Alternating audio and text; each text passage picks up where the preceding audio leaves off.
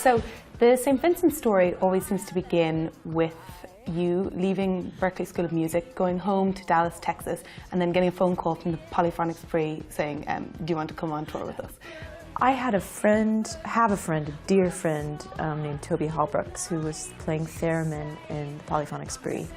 And so when I got home, I had about 3 weeks of a super existential crisis. My sister said, why don't you get a job at Starbucks? Yeah, benefits, you know. I was like pretty tail between my legs at that point. And Toby called and said that Polyphonic Spree's looking for new people all the time, and why don't you come in and play guitar? So went and tried out and made it, and then was in Europe about a week later. So while you were with Polyphonic Spree and afterwards with Sufjan Stevens, was always the end goal your own work?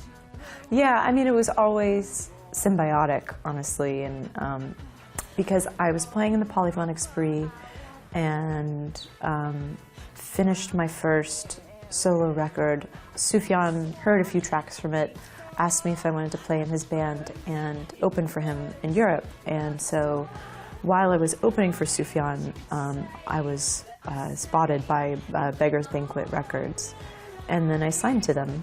It was all, and then my own record, I think, came out in the July of 2007, my debut.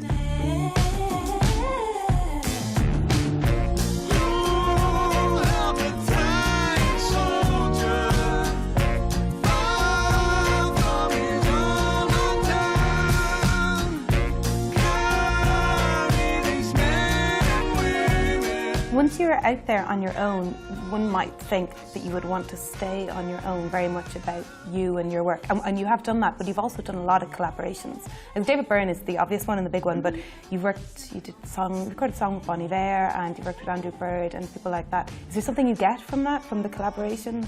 I love teamwork.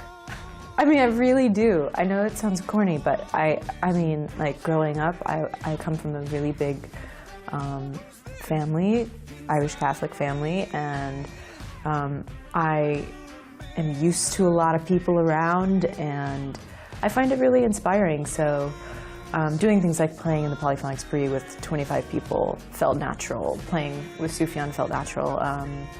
And collaborating with other people feels really natural because I love not knowing where you're going, but having a co-pilot and going, oh, we're going to get somewhere. And wherever it is, it's going to be someplace that I didn't expect.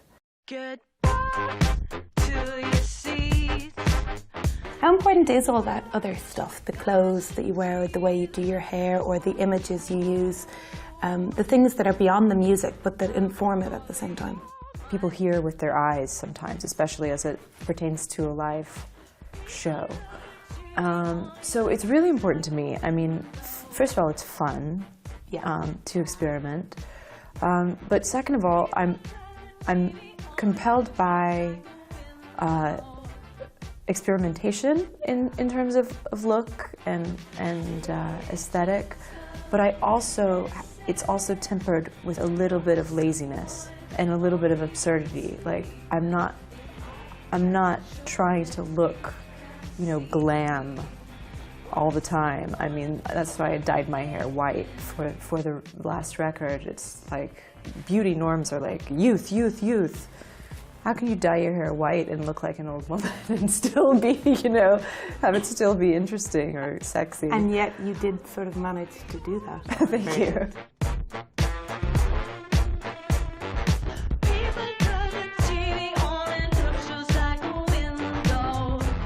The other thing is, like, your music is hugely popular here, and obviously fans everywhere, and often it's women, and for them you're more than music. You're sort of something to look up to, or maybe they aspire to, or you're a comfort. Or how does having that slight idol role sit with you? Well, I feel incredibly flattered by that. I get asked questions about being a woman all the time, which I always have the caveat in my mind, whether I say it or not, that, you know, men don't really get asked about men, what it's like to be a man. So And I've also been asked questions about, you know, oh, well, what do you think about so-and-so? You know, basically leading me to, like, denigrate some other woman or cast judgment on them. And I'm like, you know what, dude? I come from a super matrifocal family. I have sisters who are amazing and brilliant. And the way that I've always existed with women in my life is, like, to support each other. And I think that's when we talk about, like, modern feminism and things like that. I think the goal is for every human being, and women especially, to have, to be allowed their multitudes, to be whatever it is they want to be, in, without feeling restrained by the expectation of a culture that might or might not be aligned with their own inner compass. So I'm totally flattered. I'm totally psyched to be a role model for women, because women are rad.